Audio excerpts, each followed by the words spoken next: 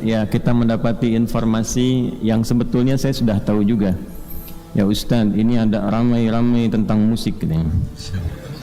Itu kan ada cuplikan yang viral ya, kurang lebih 2 menit lah ya. Kemudian diambil sedikit, maka turunlah surat musik, surah ke-26 Asy-Syu'ara, para pemusik, para penyair. Nah, materi yang diambil itu ada di pengkajian Ramadan yang dilangsungkan di Universitas Muhammadiyah Jakarta, berlangsung dari 8 sampai 10 Ramadan. Karena ternyata yang motong video saya itu bukan dari pelajaran yang belajarnya itu dari latar belakang agama, itu alumni teknik industri. Ini saya punya skripsinya. Lalu pulang ke daerahnya, saya nggak usah sebut, jadi PNS. Nah sekarang kita menyampaikan ini, kemudian disoal yang nyoal kita alumni teknik industri, kan nggak nyambung. Gue sering ngambil jabatan tiang, tak tantang dia apal Quran, ya, apal hadis enggak. Kelas sampai aku ngaji ora debat. Bismillahirrahmanirrahim. Assalamualaikum warahmatullahi wabarakatuh. Teman-teman sekalian yang dimuliakan Allah Subhanahu wa Ta'ala, kalau saya amati hampir pada setiap masa-masa fitnah terjadinya kasus-kasus yang viral di media sosial secara khusus, itu biasanya akan muncul orang-orang, pihak-pihak yang merasa pakar dalam segala hal, yang begitu gerak cepat untuk memberikan komentar, analisa, bahkan sampai menghakimi. Yang mana sebenarnya kalau kita merujuk kepada pelajaran dan nasihat para ulama, bagaimana mereka ini mengarahkan kita di masa-masa fitnah, seharusnya perbuatan-perbuatan seperti itu tidak terjadi. Di masa fitnah itu yang paling aman menurut para ulama kita itu adalah diam. Diam itu adalah emas. Kita ini senang emas, tapi tatkala diberi emas malah ditinggalkan.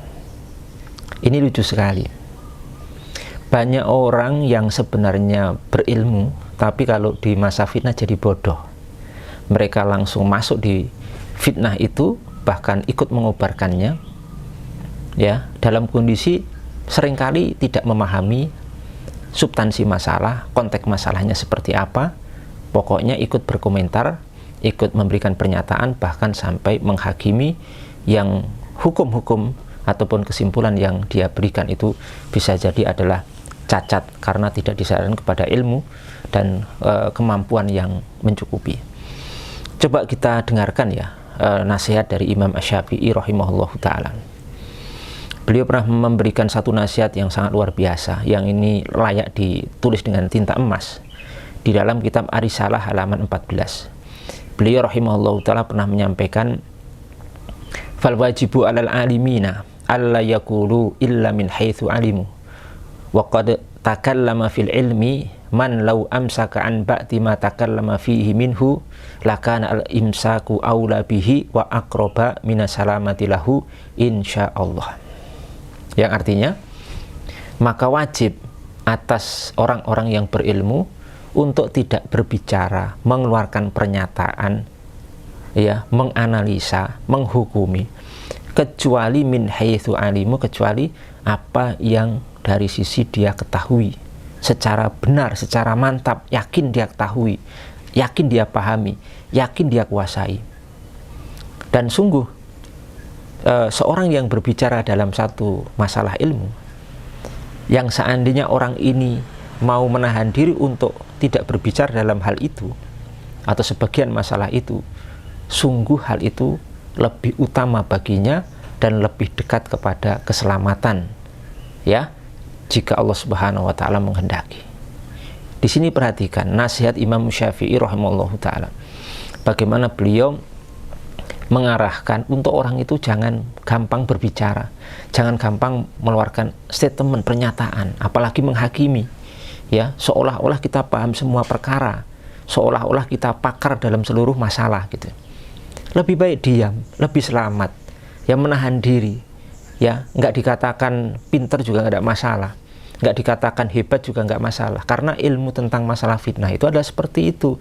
Ketika muncul fitnah, melanda fitnah, itu harusnya kita banyak menahan diri.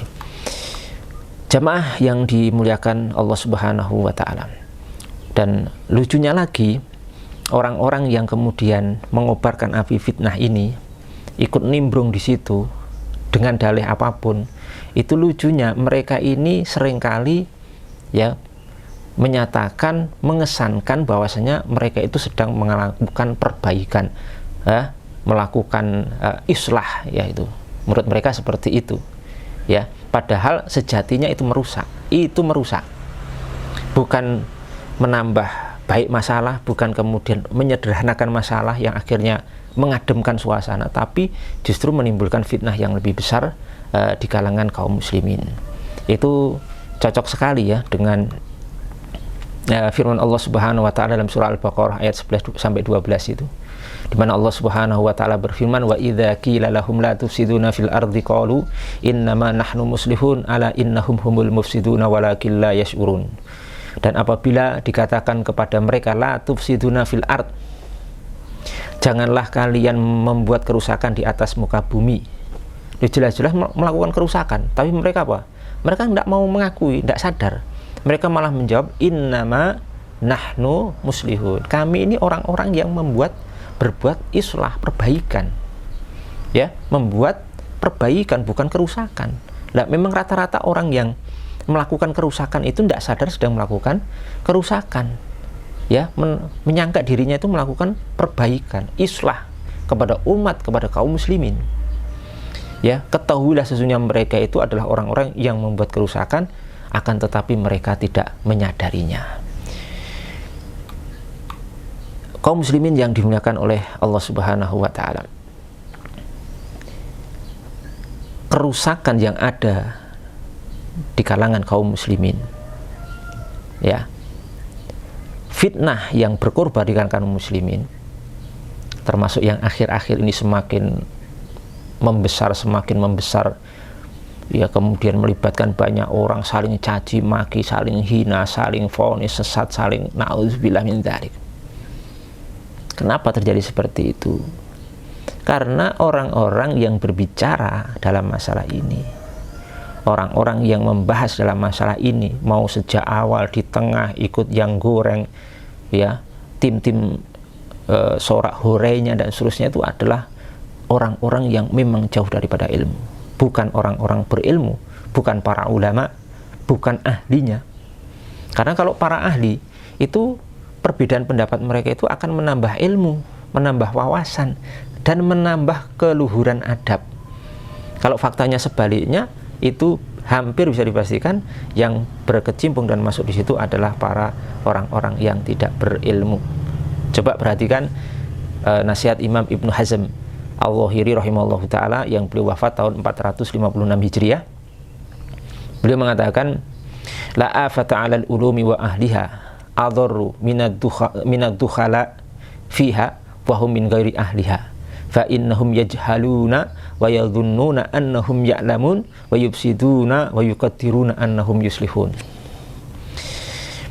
Tidak ada penyakit yang lebih berbahaya untuk ilmu dan ahlinya melebihi orang-orang yang masuk di dalam ilmu itu, barisan ilmu itu.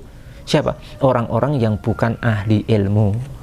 Mereka ini orang-orang bodoh, tapi menyangka berilmu atau alim. Mereka melakukan kerusakan dan menyangka bahwasanya mereka sedang melakukan perbaikan. Ini disebutkan oleh beliau rahimahullahu ta'ala dalam kitab beliau Al-Akhlaqu Wasyar fi Mudawatin Nufus, halaman 20-23. Masalah seorang tahu atau pernah belajar satu fan ilmu, cabang ilmu, itu belum tentu dikatakan orang itu pakar. Jadi harus dibedakan, pakar atau ahli itu orang-orang yang benar-benar menguasai, membidangi ya masalah itu, yang sangat luar biasa perjuangannya. Tapi kalau orang sempat pernah belajar ya, pernah tahu sekedar itu tidak bisa dikatakan pakar. Lah, kalau cuma berbicara masalah agama secara umum ya, ilmu-ilmu yang ringan itu tidak ada masalah sih. Orang kuliah di masalah misalkan fikih tentu dia juga pernah belajar nahwu, tapi kuliah jurusannya fikih. Kemudian dia tetap belajar nahwu kan. Kalau sekedar berbicara tentang nahwu secara umum, tidak masalah. Itu sudah sesuai dengan kapasitasnya, sekedar.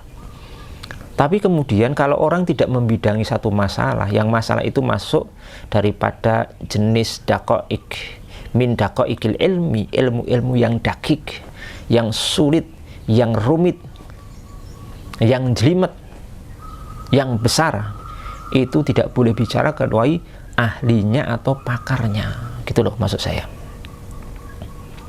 Jangan baru belajar Alfiyah Ibnu Malik sudah merasa pakar nahwu. Jangan belajar baru 1-2 kitab sudah mengatakan pakar usul, gitu ya. Itu lucu sekali, ya. Orang kuliahnya di kedokteran tapi ngarang tafsir umpamanya, tafsir Al-Qur'anul Karim. Apa nggak boleh? Boleh. Tapi apakah capaiannya dalam bidang tafsir yang dia hanya sekedar belajar dan pernah belajar, sekedar paham, sekedar loh ya, itu cukup untuk bekal mengarang kitab tafsir umpamanya. Berbicara dengan tafsir Al-Qur'anul Karim, yang dulu para ulama yang mengarang itu ulama-ulama yang memang mutafannin dalam bidang itu dengan keluasan ilmunya yang sangat luar biasa. Ya. Imam Al-Hafidh Ibnu Hajar Al-Asqalani rahimahullah ta'ala, yang beliau itu wafat tahun 852 Hijriah. Di dalam Fathul Bari itu pernah mengatakan begini, ucapan ini masyhur sekali dan sebagian kita mungkin tahu dan sudah hafal. Beliau mengatakan gini, wa idza takallamal mar'u fi ghairi fannih ata bihadhil ajaib. Maka apabila seorang itu berbicara di selain bidangnya yang dia tekuni, yang dia ahli, maka hampir bisa dipastikan orang itu akan mendatangkan pendapat-pendapat nyeleneh dan konyol. Itu dalam Fathul Bari jilid 3 halaman 584. Coba tahu enggak Anda sekalian, ucapan beliau ini ditujukan untuk siapa? Ucapan ini ditujukan untuk ulama besar, ya, alim, namanya adalah Imam Al-Kirmani. Nama beliau adalah Muhammad bin Yusuf Al-Kirmani. Imam Al-Kirmani itu alim kabir. Bahkan tobaqotnya, level beliau itu level guru-gurunya, ya, para gurunya Imam Al-Hafidh Ibnu Hajar. Jadi bukan selevel beliau tapi di atasnya. Ya, Imam Al-Kirmani ini punya kitab syarah kepada Sahih Bukhari namanya Al-Kawakib Ad-Darari fi Syarhi Sahih Al-Bukhari. Berarti memang imam besar bisa mensyarah Sahih Bukhari.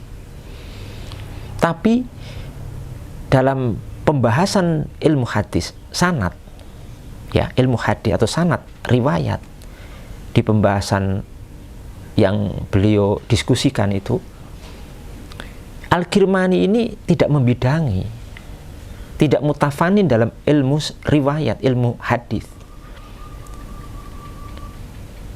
Walaupun tobaqotnya di atas Al-Hafidh Ibnu Hajar, tapi keilmuan di bidang khusus di bidang hadis dan sanad atau riwayat itu di bawah Imam Al-Hafidhu Ibnu Hajar Al-Asqalani. Makanya ketika terjadi perdebatan masalah sanad satu riwayat itu disalahkan oleh Al-Hafidhu Ibnu Hajar, kemudian muncul ucapan itu kepada Imam Al-Kirmani. Bukan berarti Al-Kirmani tidak alim, ulama, lautan ilmu juga, tapi dalam bidang yang tidak beliau tekuni, bukan mutafanin di situ, maka terjadi kesalahan-kesalahan yang sangat fatal. Makanya kemudian dikritik oleh Imam Ibnu Hajar Al-Asqalani rahimahullah ta'ala.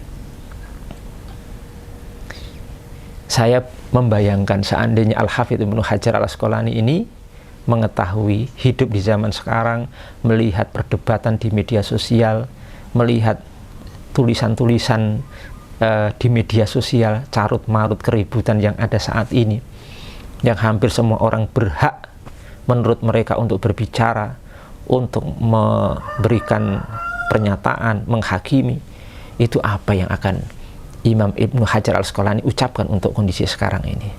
La haula wala quwata illa billah.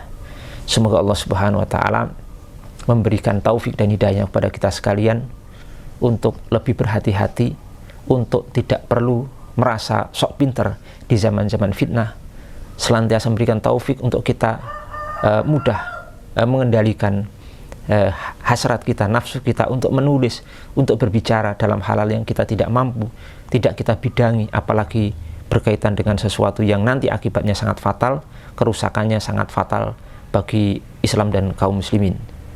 Semoga bermanfaat. Assalamualaikum warahmatullahi wabarakatuh.